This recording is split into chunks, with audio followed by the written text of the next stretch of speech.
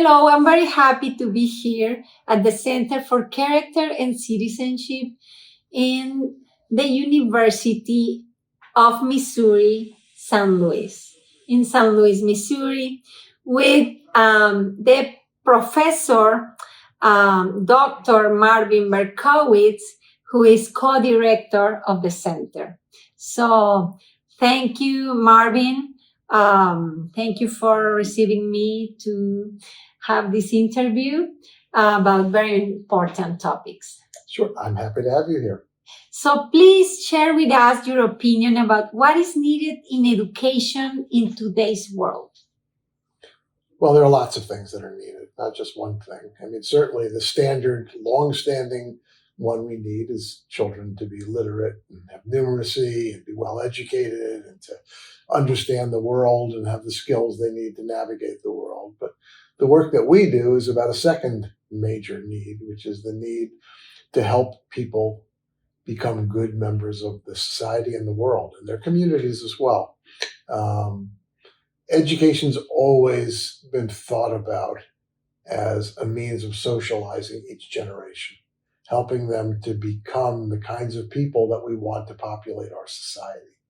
In democracies like the United States and Mexico and lots of other places also, we need citizens who understand the purposes of our democratic societies, the way they work, and the fact that they're built on promoting human rights, goodness, ethics.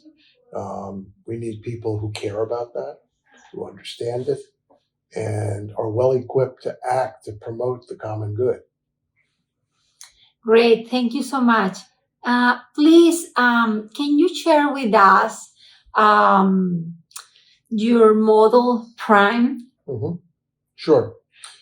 What we've been doing for quite some time, almost a quarter of a century now, is saying if we have this need to leverage schools to promote the flourishing of goodness in children, then we need to know what actually is effective at that. What can schools do that's effective in promoting the flourishing of human goodness? So we've been collecting all the research that's out there. We've been trying to distill it down to some communicable core ideas and to disseminate that in a way that educators can understand and use it.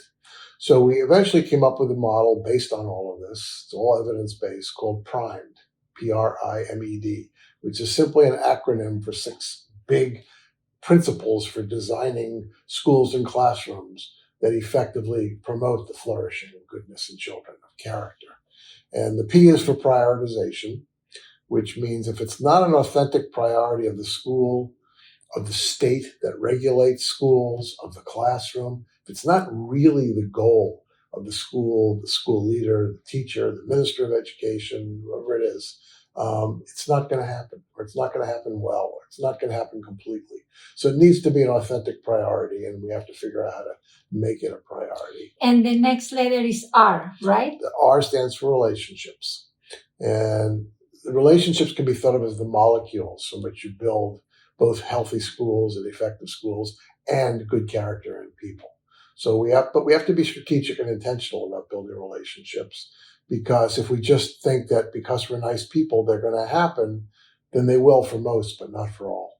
So what is the relevance of fostering good relationships? It's what character comes from. Character only flourishes from people who have healthy relationships. And it's also what makes a school effective. If you have a school without and a family, right? Of course. Businesses, governments, everywhere. But we're talking about schools here. Yes. Yeah.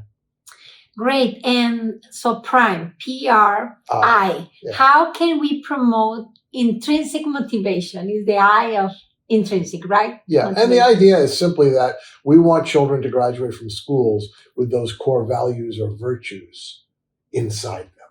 It becomes part of who they are. So it's not that they know about honesty or compassion, but they are honest and they are compassionate. So it has to go inside. So it becomes an intrinsic motivator. It's something that they're interested in for itself because they value it. And the way we get it to go inside the children is in a simple sense, because it's more complex than this, by having them belong to institutions and communities, whether it's just my classroom, whether it's the whole school, that embody and authentically value that, and that they emotionally connect to the adults that populate those places, the teacher in the classroom, all the adults in the school, and to the institutions themselves. They feel emotionally connected to being a member of the classroom, to the teacher who they think loves them and cares about them, and so on. So if we have the relationships and the modeling and it's authentic, we'll get intrinsic motivation. Great. Instead of extrinsic motivation Yeah, that which the actually- world has promoted in schools. Yeah, most educators, for good reasons that they think, use a lot of rewards and public recognition ceremonies, and those things actually undermine these values going inside the children. They think they're going to make the children internalize them, but it doesn't work. So how can we motivate the kids to have this intrinsic motivation, the good for the good? We have to model it. We have to love them and have relationships with them. We have to give them some control over their own lives and their own educations, empower them. And Mahatma Gandhi once said, be the change you want to see in the world. I say, be the character you want to see in your students. Yeah. And in your family. Yeah, which leads us to the M, because that's Yeah. modeling. So why is it essential to model the virtues we want to promote? Well, we know, I'm actually a psychologist, and we know from psychology that children learn more from who you are than from what you claim or say. So Yes. There's an old expression, your words speak so loud, your actions speak so loudly. I cannot hear a word you're saying. Yeah.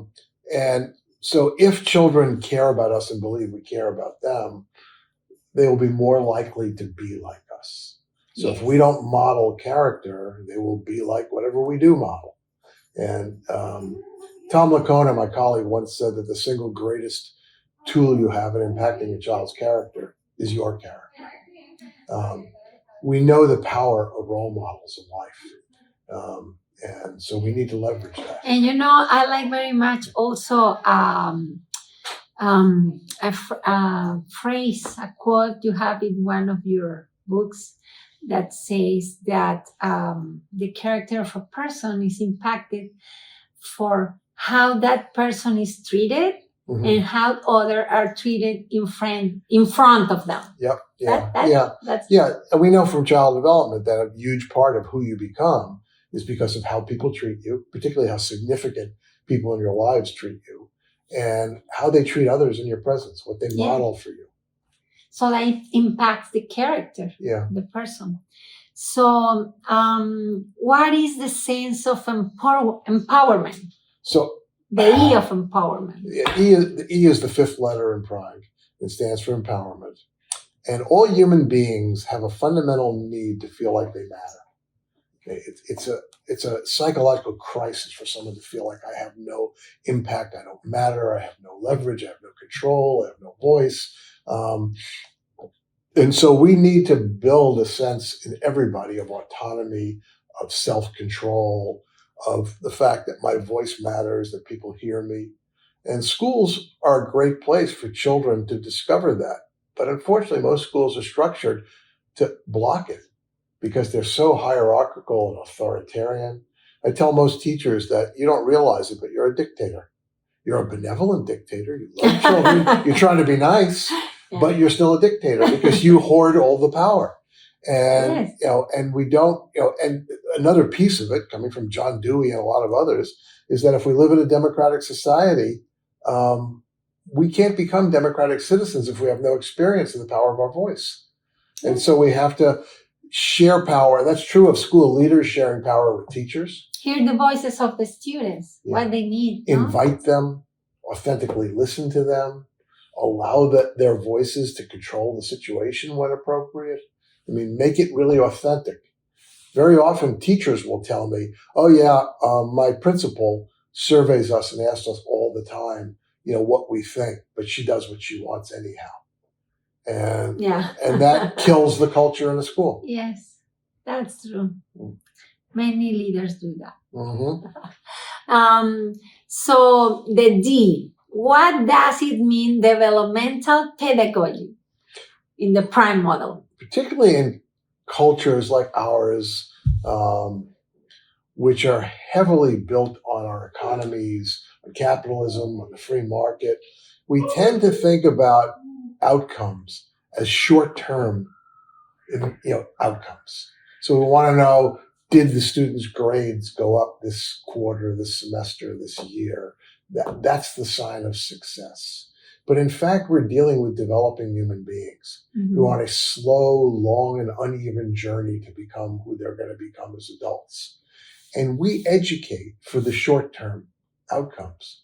We don't educate for the long-term impact on who children will be, what they're going to develop into.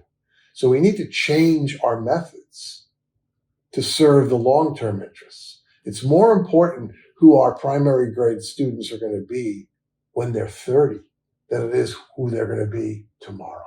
Yes. And they're both important, but we focus just on the tomorrow part.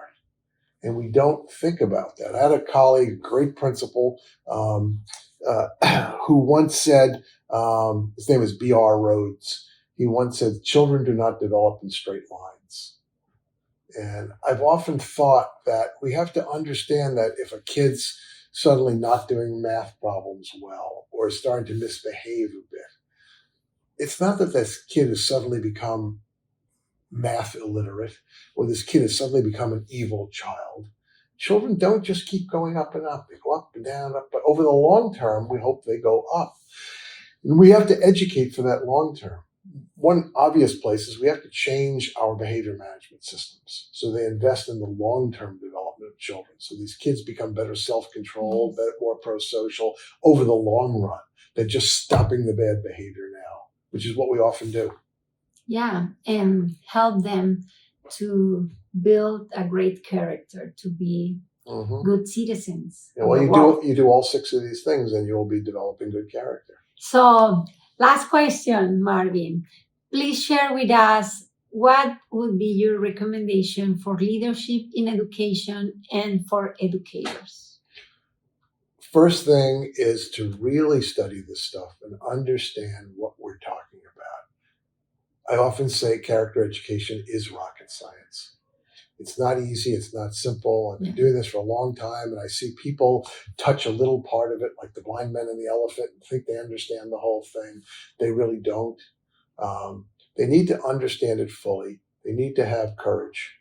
They need to have the courage to say the way we do it now is not the way we ought to do it. And we need to fight for change. There are online trainings, there are books, there are conferences, there are courses in your local communities. Learn what this stuff is deeply. Yeah. But learn it deeply and then be really honest and look into your mirror. And look into the mirror and say, what is my school like? What is my classroom like? What am I like as an educator? And how does all this have to change? That would be the most powerful thing I could suggest to people. Thank you so much. And it has been an honor having this time with you, Dr. Marvin Berkowitz in the University of Missouri, St. Louis. I'm very glad to be here. And I admire a lot all the work you have done researching, teaching around the world. And thank you so much for this kind interview. Thank you. You're welcome. It's a pleasure. Gracias. De nada.